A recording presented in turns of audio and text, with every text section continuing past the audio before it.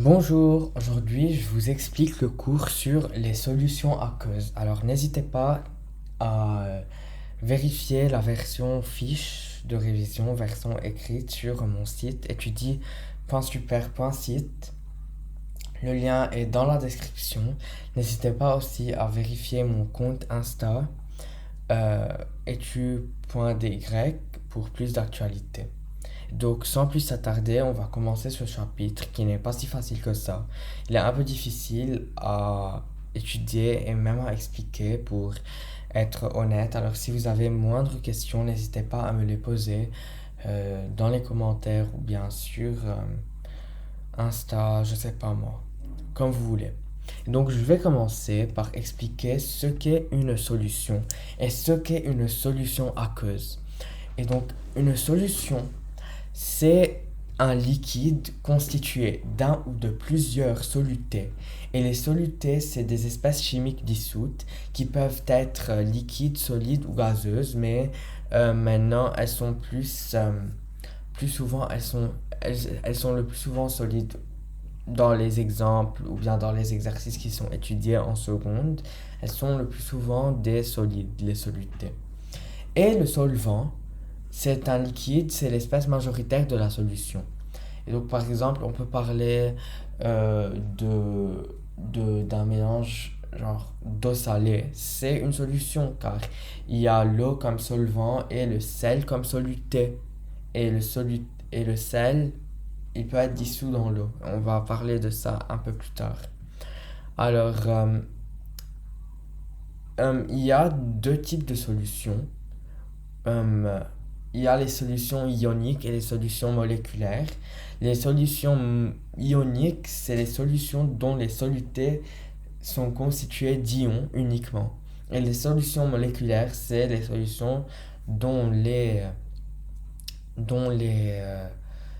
solutés sont constituées de molécules seulement, uniquement. Et donc, ça ne peut pas être plus simple que ça. Ça, c'est quelque chose vu au collège et un peu revu maintenant au lycée en seconde.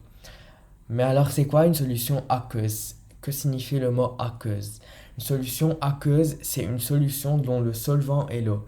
Et donc, le liquide majoritaire dans la solution est l'eau. Et donc, l'eau salée, c'est une solution aqueuse. Mais euh, le coca, je, je ne sais pas si la solution majoritaire du coca est l'eau, franchement, je vais pas vous mentir.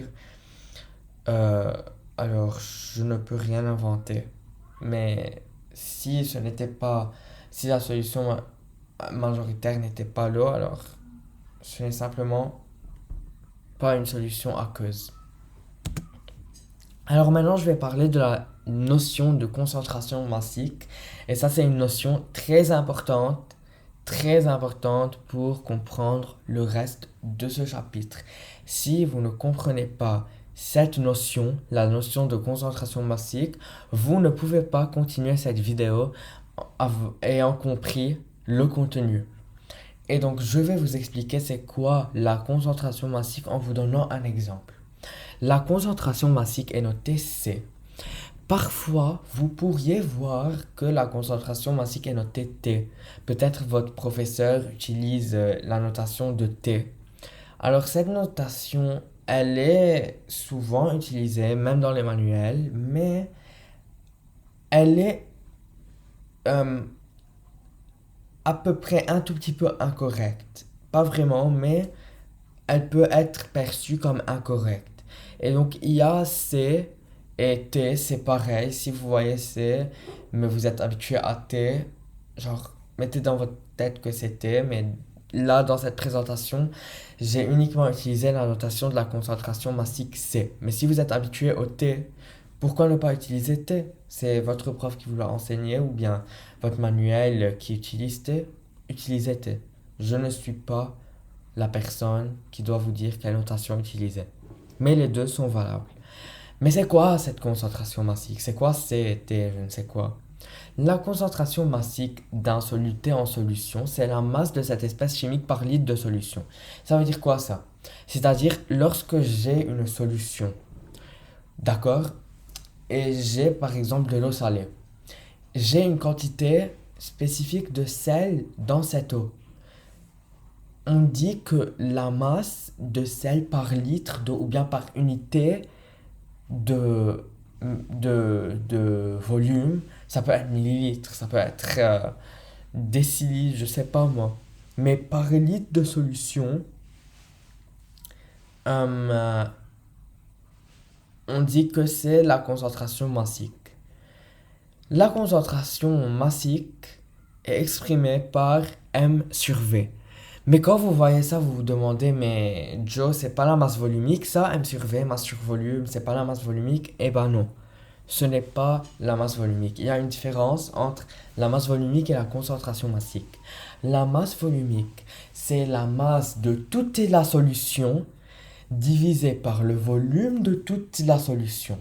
Dans ce cas, la concentration massique, c'est seulement la masse du soluté, seulement la masse du solide ou bien la masse du soluté sur le volume de toute la solution. Pas le volume de soluté, la masse de soluté sur le volume de toute la solution. Il faut bien différencier les deux. Alors, la concentration massique est exprimée en grammes par litre. Si la masse est en grammes et le volume est en litres. Le volume peut être en millilitres, par exemple, et la masse en milligrammes. Ça ferait la concentration en milligrammes par millilitre. Quelle que soit l'unité de mesure de la masse ou du volume, la concentration massique, c'est l'unité de masse sur l'unité de volume.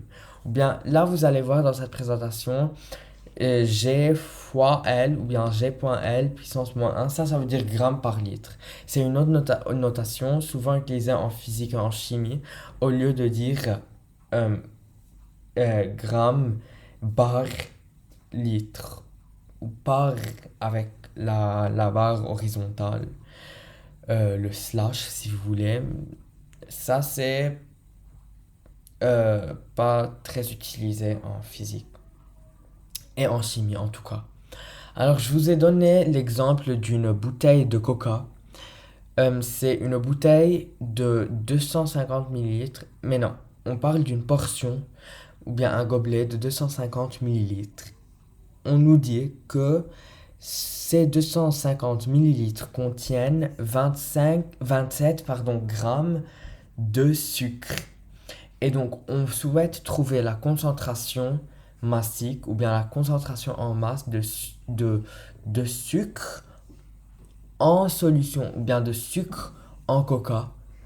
On fait la masse du soluté sur le volume de la solution et donc 27 sur 250 et ça nous donne 0,108 grammes par millilitre parce que la masse est en grammes et le volume est en millilitres et donc on a un autre résultat en grammes par millilitre.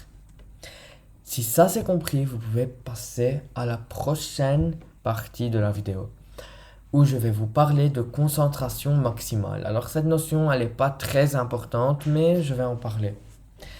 Il existe une masse maximale de soluté que l'on peut dissoudre dans un volume V de solution pour obtenir une solution homogène où on ne peut distinguer que le solvant.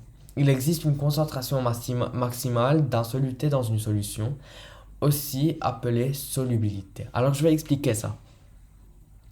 Disons j'ai de l'eau salée. J'ajoute un peu de sel, j'ajoute un peu, pardon, je secoue un peu, je mélange un peu, et le sel disparaît. On dit qu'il est dissous dans l'eau. Il est toujours là, mais il n'est pas visible. Là, on dit que c'est une solution homogène, et donc le seul élément dans la solution visible, c'est le solvant. Par exemple, l'eau minérale que l'on boit, quand on boit de l'eau, on ne peut pas observer les sels minéraux qui sont dans l'eau à l'œil nu. On ne peut pas les observer, on ne peut pas les distinguer. Et donc l'eau minérale que l'on boit, c'est une solution homogène. Et c'est une solution aqueuse car le solvant est l'eau. Et donc, si on met une petite quantité de sel, le sel va se dissoudre. Mais le plus on ajoute de sel, à un moment, on va arriver à une limite. Et si on ajoute une plus grande masse de sel que cette limite, le sel ne va plus se dissoudre dans l'eau. Dans le cas du sucre, la solubilité, ou bien ce qu'on appelle la concentration maximale aussi, c'est de 2000 grammes par litre. Et donc par litre, on ne peut pas avoir plus de 2000 grammes. Et donc si on prend 250 millilitres, ça serait de 500 grammes par 250 millilitres, 500 grammes. Et donc, si on met plus de 500 grammes de sucre dans ces 250 millilitres, le sucre ne va plus se dissoudre et donc il ne va plus disparaître, entre guillemets. La concentration maximale, c'est cette masse maximale par unité de volume. Genre, parfois, je peux vous dire que, comme j'ai dit avant, dans 250 millilitres, on peut mettre la limite, ou bien la masse limite, la masse maximale de, de dissolution est de 500 grammes.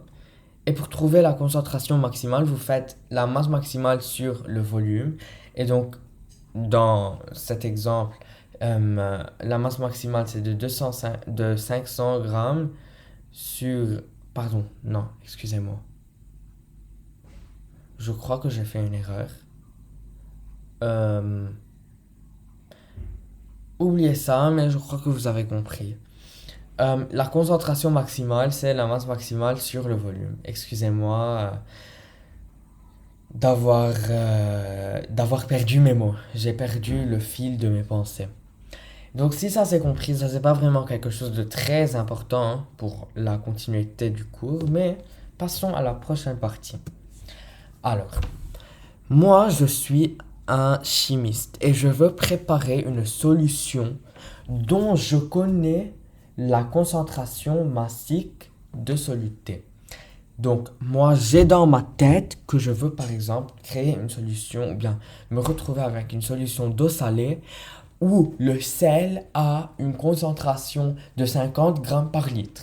Et je veux cette concentration. Et il y a deux façons de me retrouver avec cette solution.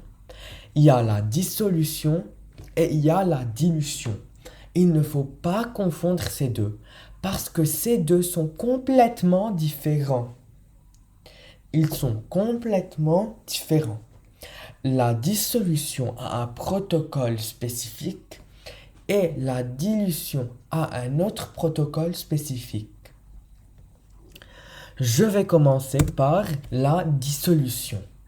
La dissolution, c'est la réalisation d'une solution homogène dont on ne peut que distinguer le solvant à partir d'un solide, le soluté, et d'un liquide, le solvant. Et donc, on a un solide et on a un liquide. Et on va les mélanger ensemble pour que le solide soit dissous, pour qu'il disparaisse, entre guillemets.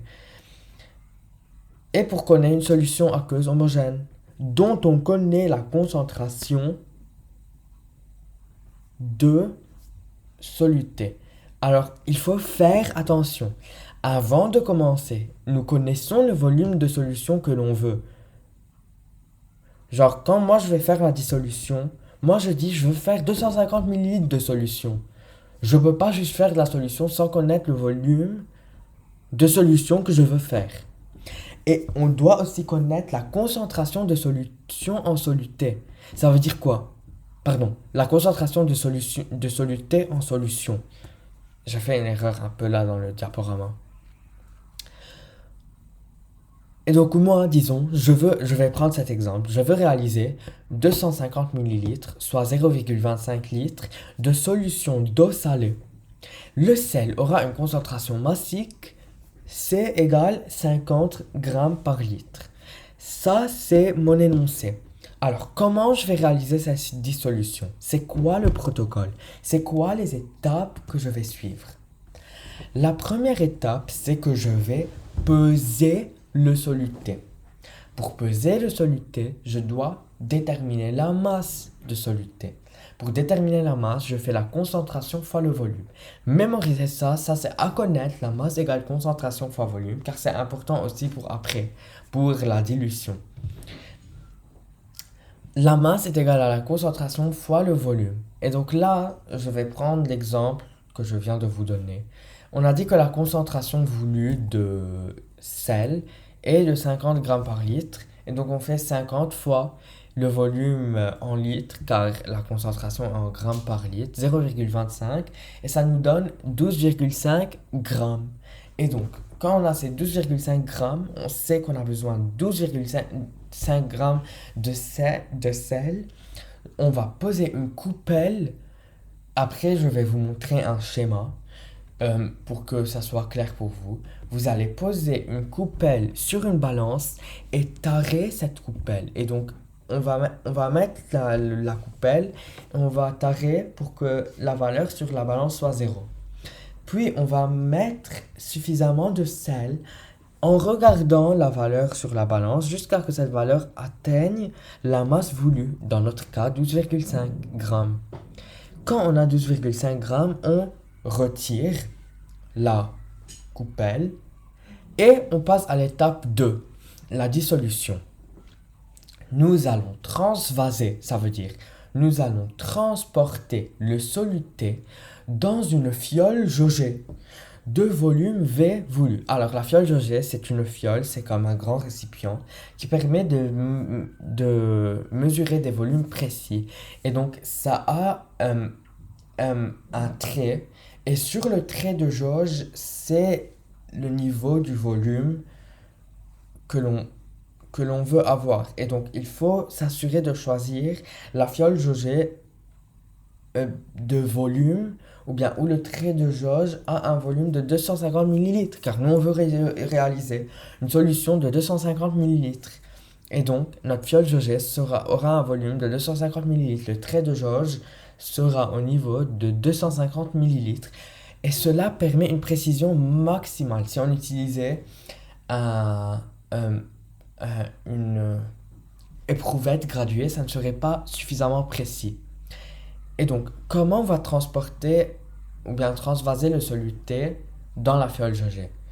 Si juste on verse, on risque de perdre un peu de soluté. Et donc, cette masse qu'on a mesurée est incorrecte. Et donc, notre expérience sera incorrecte. Notre solution sera incorrecte. Et on risque de se retrouver dans des situations dangereuses, surtout lorsqu'on prépare, disons par exemple, des sirops pour des médicaments, disons dans un laboratoire. Alors, pour que rien ne soit perdu, on transvase à l'aide d'un entonnoir. Et je vais vous montrer le schéma dans la prochaine diapositive. Mais maintenant, je continue le protocole. Ensuite, nous ajoutons de l'eau distillée dans la fiole jaugée pour dissoudre le soluté, dans ce cas le sel. Et donc, on va remplir la fiole aux 3 quarts d'eau distillée. 3 quarts là, c'est environ. On va pas calculer exactement c'est combien 3 quarts. 3 quarts, et puis on agite. Il faut boucher la fiole et l'agiter avant de re-remplir jusqu'au trait de jauge. Et ça doit être exactement sur le trait de jauge. Et voilà, notre solution est prête. Nous avons préparé une solution par dissolution.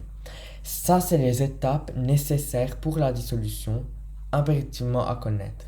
Étape 1, peser. Étape 2, dissolution. Étape 3, homogénéisation. Ça, c'est le schéma bien promis que j'ai pris de School Move. Et donc, ce n'est pas moi qui l'ai fait. Je l'ai pris de School Move.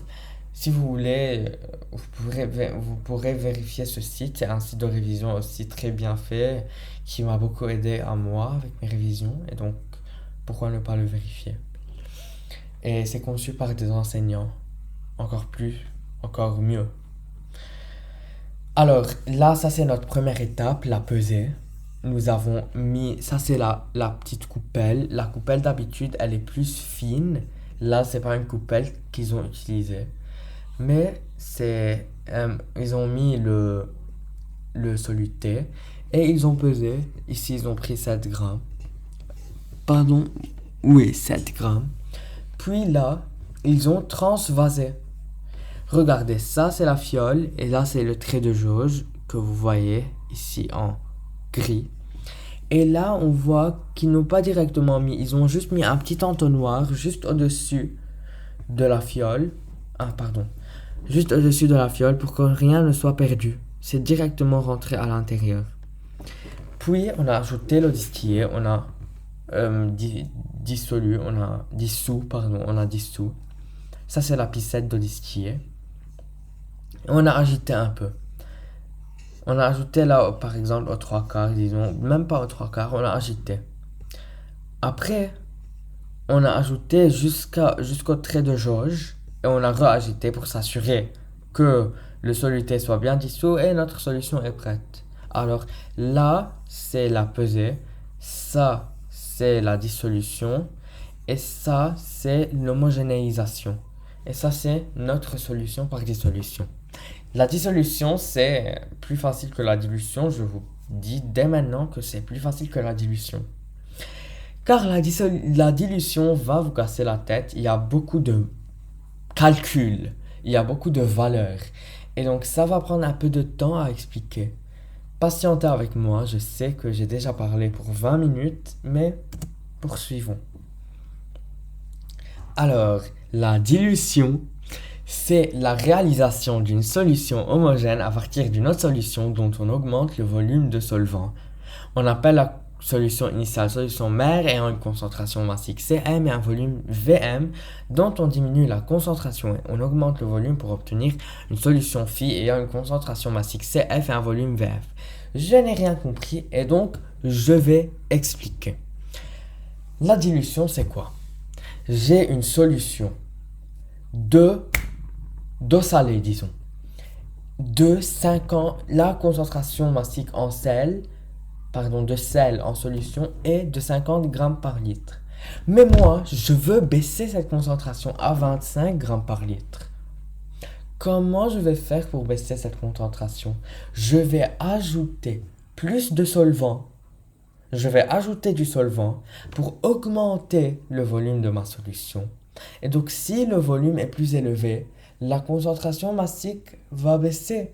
Car il y a la même masse de soluté, mais le ratio est différent.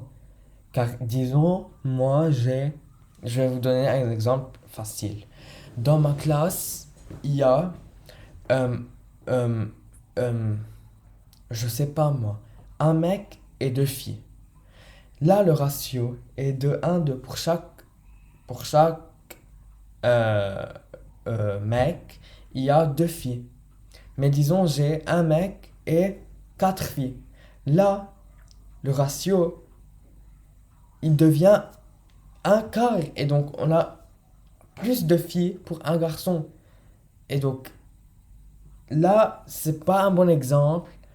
Mais c'est pour vous montrer que là, lorsque le volume augmente, la masse, elle reste la même. Mais la concentration massique, la masse sur le volume, si le volume qui est en bas, il est plus grand, alors la concentration massique, elle est plus petite. Et donc, si on avait un demi, ça devient un quart.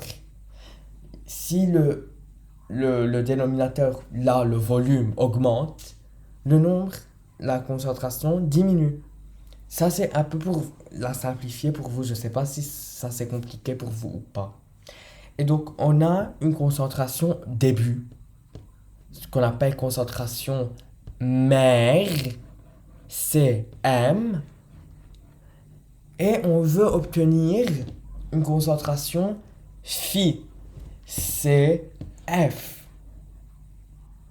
Ok? Comment on va obtenir cette concentration phi qui est plus petite que la concentration mère? On va augmenter le volume de la solution en lui ajoutant du solvant. On va ajouter plus de solvant. Si c'est une solution aqueuse, on ajoute plus d'eau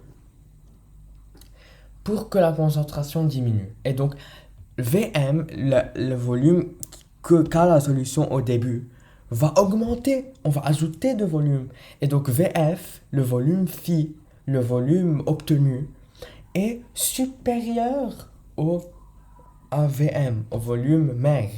Donc, Cm est plus grand que Cf car on cherche à diminuer la concentration par dilution.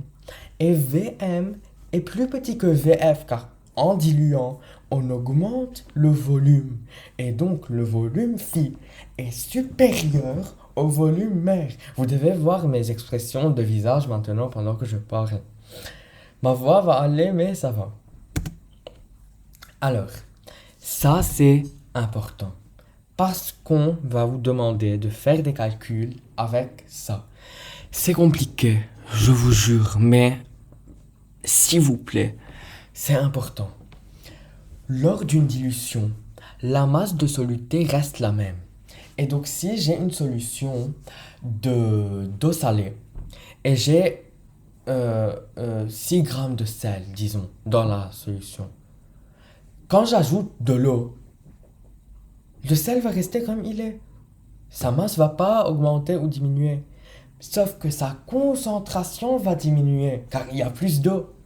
Et donc la concentration diminue.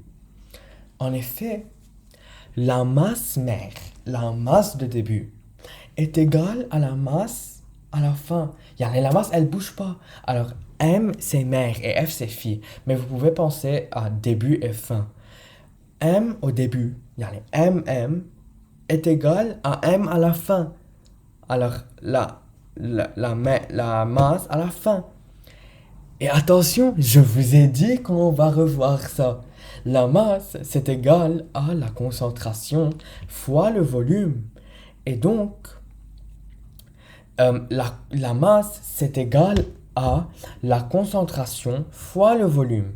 Et donc, Cm fois Vm égale Cf fois Vf. Car M égale M. Et donc, C fois V égale C fois V. Ça, c'est logique, car M égale C fois V. La masse de la solution mère, c'est-à-dire la masse de la solution de début, c'est-à-dire la concentration de début fois le volume du début, est égale à la concentration de la solution phi, ou bien de la fin, fois le volume de la fin. Et qu'est-ce qu'on trouve avec ça? Si on fait les produits en croix, on obtient ça, ce rapport. Cm sur Cf égale Vf sur Vm. Cm sur Cf égale Vf sur Vm. Et pourquoi? Comment se rappeler de ça? Car Cm c'est plus grand que Cf, alors Cm c'est en haut. Car la concentration, elle diminue au cours d'une dilution. Alors comme la concentration diminue, la concentration phi est plus petite que la concentration mère. Et donc Cm sur Cf égale Vf sur Vm. Et ce nombre qu'on obtient, ça correspond à F. C'est le facteur de dilution. Alors quand on vous demande de trouver le facteur de dilution, soit vous faites le volume phi sur le volume mère, soit vous faites la concentration mère sur la concentration phi. Et le facteur de dilution est toujours plus grand que 1. C'est pour cela que la valeur la plus grande est divisée par la valeur la plus petite. On va prendre l'exemple d'une dilution. Je prends l'exemple de ma tête. Réaliser une solution d'eau salée de 250 ml, soit 0,25 litres, dont la concentration en masse sera de 25 grammes par litre. Alors là, je vais voir si je peux faire quelque chose. 2 petites secondes. Ah, voilà. C'est ce que je vais faire. Je vais faire ce petit tableau en mettant ici, ça c'est avant et ça c'est après, M et F. Et puis là, j'ai la concentration et le volume. Alors, qu'est-ce que moi je veux obtenir? Qu'est-ce qui est F? Qu'est-ce que je veux? Je veux une solution d'eau salée de 0,25 litres ou bien 250 millilitres. Voilà, je mets ça là, comme ça. Dont la concentration en masse, c'est-à-dire la concentration en masse du sel, le sel sera de 25 grammes par litre. Alors 25 grammes par litre. Je vais faire ça là, juste comme ça. Par dilution, c'est-à-dire je vais ajouter de l'eau à la solution dont la concentration en sel est de 50 grammes par litre. Et donc là, comme vous remarquez, je suis passé de 50 grammes par litre à 25 grammes par litre en augmentant le volume. Alors là, pour passer de là à là, qu'est-ce que je fais? Je fais fois 2. Alors le facteur de dilution, c'est 2. C'est comme en proportionnalité en maths, quand on fait de la proportionnalité. Le facteur de dilution est de 2. Alors, ça c'est... ici, quand je fais fois 2 ici, je vais pas faire fois 2. Non, c'est faux. Je peux pas faire fois 2 ici. Car si je fais fois 2, je vais avoir 0,50. Mais là, le volume mère serait plus grand que le volume phi. Mais ce n'est pas logique. Car le volume phi est plus grand car nous on a ajouté de l'eau. Et donc là, c'est la moitié. On fait diviser par 2, pas fois 2. Et donc là, c'est divisé par 2. Ça, c'est fois 2. Ça, c'est à connaître. Ça, même si vous ne comprenez pas, vous devez connaître ça. Vous devez connaître ça. Et si on vous demande de trouver VM, vous devez savoir faire CF fois VF sur CM. Là, je complique un peu la vie. Mais là, ça va. On va se retrouver avec 0,125. Et en fait, ça, c'est la première étape de notre dilution. Ici, on va calculer le volume de solution à prélever VM. Alors, au début, quand on veut faire notre solution, on veut savoir combien de solutions on veut, c'est quoi le volume. On va faire... Pardon, ça, j'ai oublié de corriger. Ça, c'est faux. C'est pas F fois VF. C'est VF divisé par F. VF divisé par F. Ça, vous devez pas trop savoir. C'est ça l'important. Si on vous dit calculer VM, tout de suite, CF fois VF sur CM. Et c'est ce qu'on vient de faire dans le tableau. Et on a retrouvé ça. 0,125 litres et donc 125 millilitres. Ok? Bien compris? Maintenant, on a le volume de solution. Qu'est-ce qu'on va faire quand on a le volume de solution à préparer? Nous, on ne veut pas obtenir ce volume.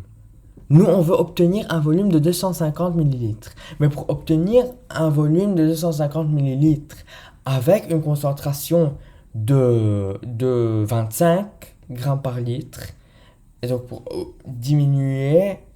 pour diviser la concentration par 2, je vais devoir multiplier le volume par 2. Et donc, je vais devoir prendre 125 pour obtenir 250. Alors, pour prendre 125, quand j'ai la solution, je vais l'aspirer dans une pipette jaugée de volume V1. Alors, si vous ne savez pas c'est quoi une pipette jaugée, je vais vous montrer comme j'avais fait avant dans la prochaine diapositive. Et puis, quand j'ai ça prélevé, le reste des étapes, c'est exactement comme la dissolution.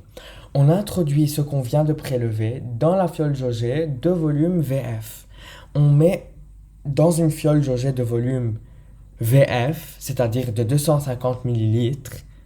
Je vais prendre une fiole jaugée de 250 ml et je vais mettre les 125 ml de solution que je prélevé dans la pipette jaugée. Et attention, il faut préciser toujours que la pipette jaugée est de 125 ml et la fiole jaugée est de 250 ml. Là, ça peut être, je sais pas, X millilitres et là, Y millilitres. Puis, il y a la dilution et l'homogénéisation. Quand j'ai la solution dedans, je vais compléter, pas par quoi que ce soit, pas par plus de solutions. Je vais pas ajouter plus de solutions, non. Je vais ajouter de l'eau distillée à 3/4, puis je vais ajouter et je vais remplir jusqu'au trait de jauge. Et quand je remplis au trait de jauge, j'agite encore une fois pour m'assurer que la solution soit finie, que la dilution soit finie. Donc ça, c'est les étapes de la dilution. Alors là, ici, les étapes de 4 à 7, elles sont presque comme celles de la dissolution. C'est presque comme celle de la dissolution. Je vais pas essayer d'écrire dissolution, mais là j'ai le trait de jauge de la pipette. Ça c'est une pipette. Je prélève le volume. Attention, il faut incliner le bécher. Ça c'est la solution mère. Ça c'est solution mère. Et je mets, je dégonfle, je laisse tomber dans la fiole, dont la fiole jaugée est là, le trait de jauge, pardon, est là. Puis, j'ajoute de l'eau distillée aux 3/4, j'agite, et j'ajoute jusqu'au trait de jauge, j'agite, et voilà, j'ai fini. Maintenant, la dernière partie du cours, je sais, j'ai beaucoup parlé, c'est le dosage par étalonnage. C'est quoi le dosage par étalonnage? Doser une espèce, ça veut dire quoi? Déterminer sa concentration massique en solution. Disons, moi, j'ai une solution d'eau salée et je veux connaître la concentration de sel. Moi, je ne la connais pas. Je veux la trouver. Comment je vais trouver la concentration de sel dans l'eau salée?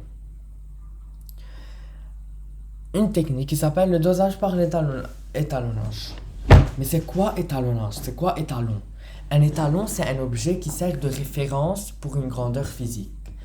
Alors, on va voir c'est quoi un étalon.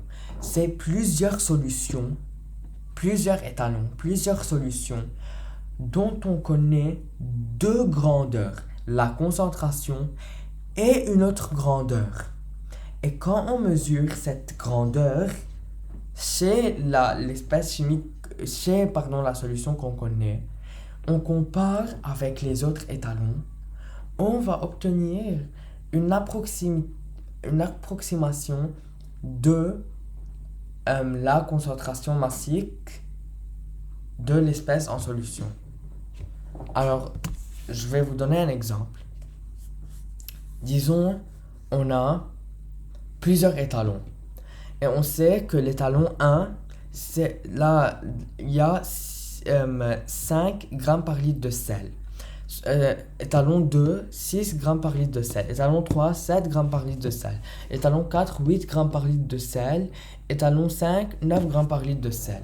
Pour chaque étalon, je vais mesurer une grandeur. Par exemple, la masse volumique. Je vais prendre l'exemple de la masse volumique. Je vais mesurer sa masse volumique. Ok? Alors, je vais faire après un tableau. Je vais dire pour la solution 1, pour la solution 1, j'ai une concentration de 5 et une masse volumique de 10. J'ai une concentration de 6, une masse volumique de 15. J'ai une concentration de 7, disons ça c'est S2, S3.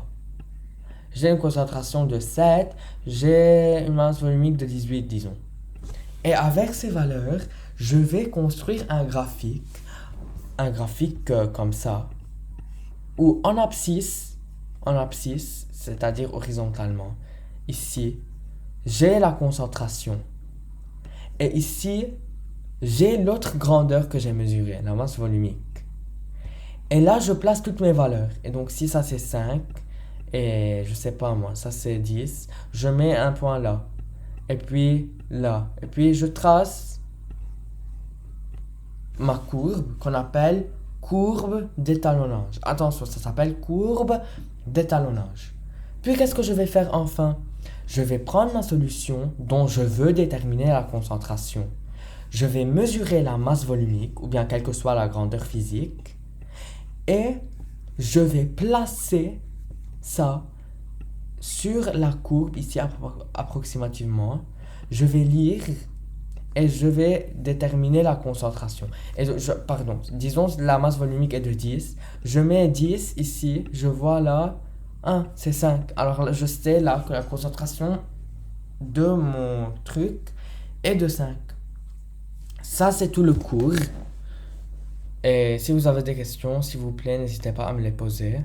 Ce cours est très difficile à expliquer et à comprendre. Alors je vous souhaite une très bonne chance avec vos révisions et avec vos contrôles, vos examens, etc. Merci.